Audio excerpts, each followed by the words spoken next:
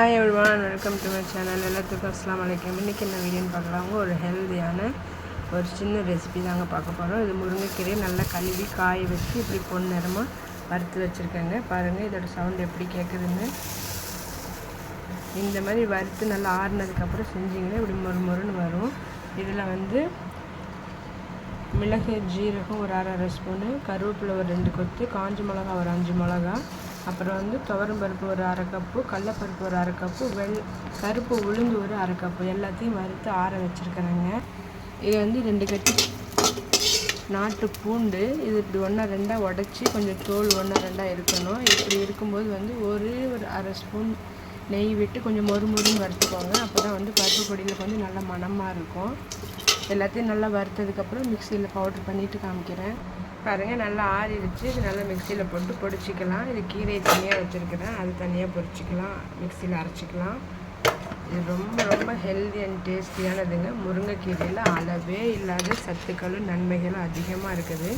இது டெய்லி பயன்படுத்தலாம்.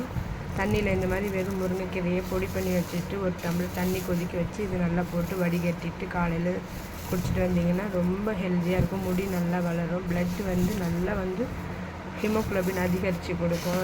ரொம்ப சத்துக்கள் அதிகமானதுங்க இந்த முருங்கைக்கீரை. இதை சாப்பாட்டில் நம்ம எவ்வளோ டேஸ்ட்டாகவும் எடுத்துக்கலாம். நல்லா ஆறுனதுக்கப்புறம் இந்த பூண்டு இந்த பொடியிலே செஞ்சுக்கலாம். அப்போ தான் நம்ம லைட்டாக நெய் ஊற்றி வறுத்துருக்கனால பிசு பிசுன்னு ஒட்டாது.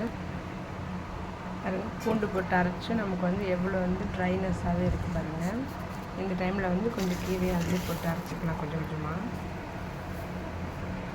உங்களுக்கு மிக்ஸி ஜார் 10 அரைக்க முடியும்னு அரைங்க, இல்லைன்னா 2 ஐட்டமாக அரைச்சி கூட மிக்ஸ் பண்ணிக்கலாம்.